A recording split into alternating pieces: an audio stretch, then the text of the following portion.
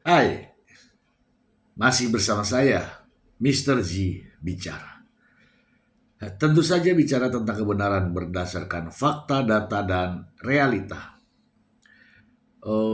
Muncul di berbagai media adanya penampakan Baim Wong, Paula Verhoeven, dan kedua putranya. Ya nampaknya ini Baim Wong mulai sadar bahwa jejak digital tidak mudah dihapuskan.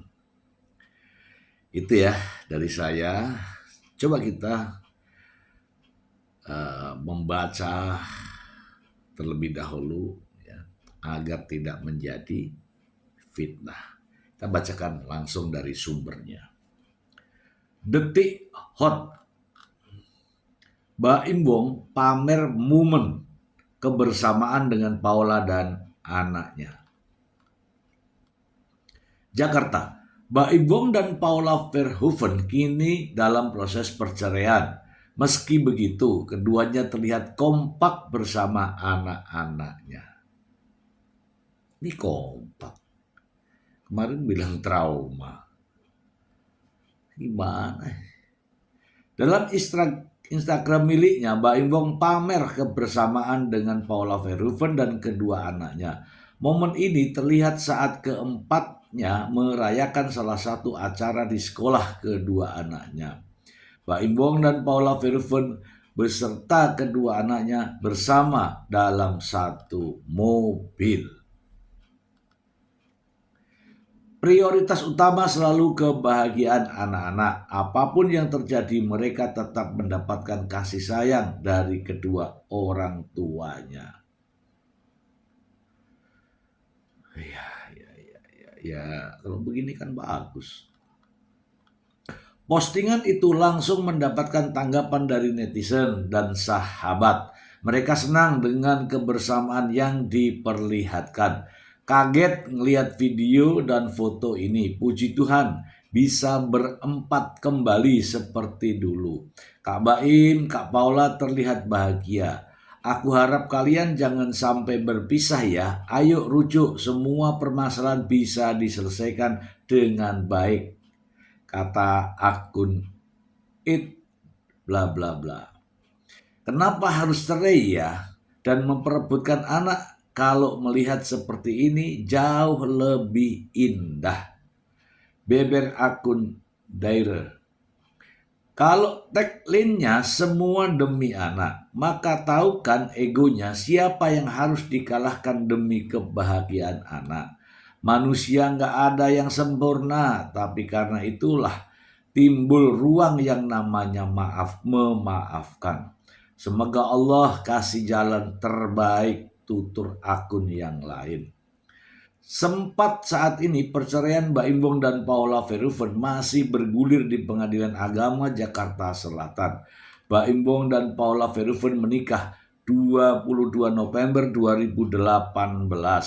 Dari pernikahan itu mereka dikaruniai dua orang anak, yaitu Keanu Tiger Wong dan Kenzo Eldrago Wong. Setelah 5 tahun menikah, Baim Wong menggugat cerai talak kepada istrinya Paula Verhoeven. Gugatan itu diajukan di Pengadilan Agama Jakarta Selatan 7 Oktober 2024. Oke, kita bahas ya. Langsung saja teman-teman. Jadi ini yang pernah kita lihat dulu ya. Dulu kebersamaan inilah yang kita lihat, kita nikmati ya bersama-sama ya. Teman-teman juga menyaksikan semua itu. Ini nampak begitu harmonis. Ya kan? Nampak begitu harmonis. Dan Paula Verhoeven tetap tampil anggun, mempesona dan keibuan. Ya seperti dulu. Namun ketika tanggal 8 Oktober 2024 ya bersama didampingi oleh sang pengacara konferensi pers, Itu masalah yang pertama, konferensi pers. Lah ngapain? Ngapain ikut saran-saran orang yang tidak. Konferensi pers kok mengumumkan cerai? Lah ngapain? Nah, gitu kan. Nah dari situlah saya, ya sejujurnya dari situ tidak ada lagi ya apa namanya, memberikan support dan dukungan ya. Istrinya ya kan, ibu dari anak-anaknya dijelek-jelekin ya kan.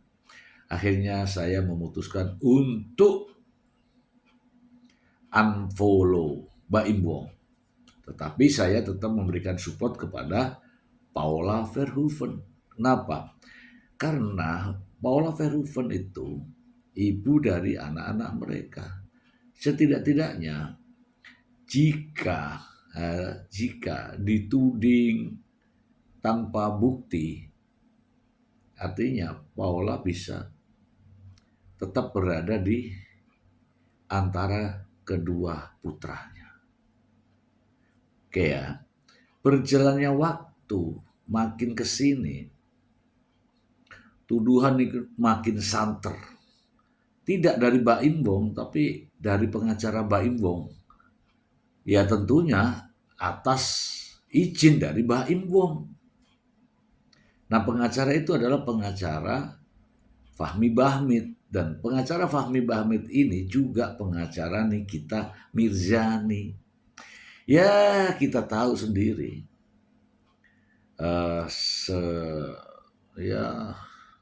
Ya mungkin sesirkel gitu. Nah, Paula Verhoeven tidak menanggapi hal itu. Artinya Pak Paula Verhoeven masih menghormati, masih menghargai Baim Wong sebagai suami, Baim Wong sebagai bapak dari kedua putranya, gitu. Makanya ada perbedaan. Paula Verhoeven sulit untuk berbicara, ya, tidak mau untuk memberikan penjelasan ke media. Baim Wong dan pengacaranya rajin, ya, rajin pangkal kaya, rajin di berbagai media. Sementara Paula Verhoeven pengacaranya juga tidak mudah memberikan penjelasan. Nah inilah yang terjadi ya, ada perbedaan. Kemudian kemarin kita juga membahas mengenai nggak boleh ya masalah anak itu dibicarakan di media.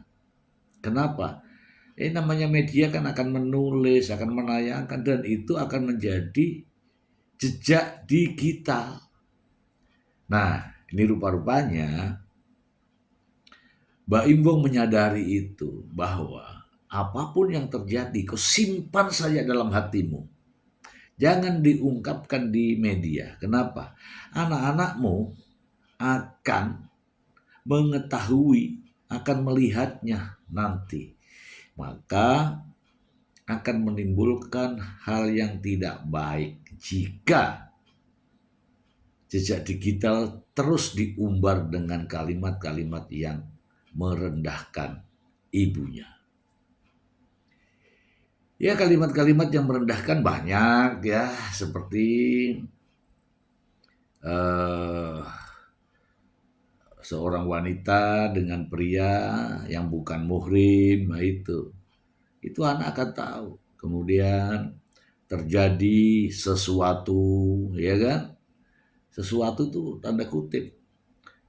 Ya konotasinya ya pastilah terkait dengan hal yang dituduhkan.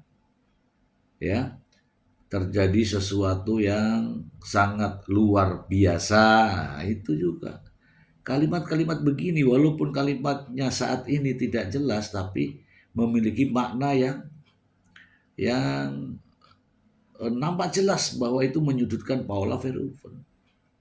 Kemudian di tempat yang eksklusif itu juga salah satu hal yang merendahkan.